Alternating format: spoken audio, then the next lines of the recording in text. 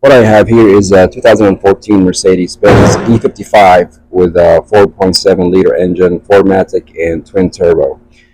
This engine came in with a coolant leak, and after pressure testing the cooling system, uh, this hose right here that goes to the heater hose, the heater core is leaking. The problem with this is I can disconnect it from here, but it goes all the way down to the back of the engine. So I'm going to have to remove the intake manifold, the PCM, the cooler for the turbos to gain access to that lower disconnect connection down in there. Now I have the the intake manifold out of the engine just to replace this guy right here, which is this hose that goes to the heater core. Now, removing the intake manifold on this E55 is not an easy job because everything is buried and everything is on top of everything. So the fuel pipes from the GDI pumps right here, all of them, they have to be removed. Also the air ducts, this goes to the air cleaner, and we have another one underneath it that goes to the intercooler for the turbos. And to remove those air ducts is not an easy job too because they have brackets and they're bolted to the front of the timing chain cover, and it's not, you don't have enough room to do anything. Also, the entire wire harness right here, it has to be moved out of the way.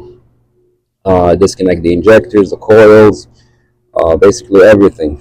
Vacuum hose for the this right here for the wastegate actuators. This is the intake right here, and it's got the intercooler with it. It's not a fun job to do, and every single edge on this engine is sharp, and you will cut yourself working on this car. So after you remove the intake manifold, this is what you end up with. Also the air ducts for the intercooler, fuel pipes, and I think I have to replace those fuel pipes because they're one-time use only. Also all this plastic crap right here, and it's just not. You have to be patient working on this Mercedes because it will frustrate you.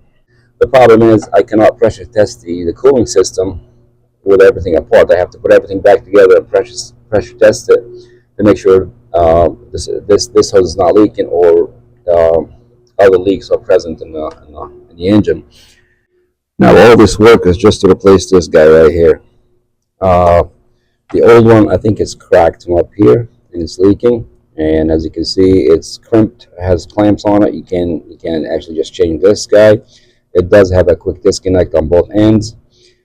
And yeah, this whole job is just to replace one hose. All right, now I got the Mercedes back together. The hose has been replaced, and the coolant system was pressure tested one more time. No more leaks, and I filled it up with coolant.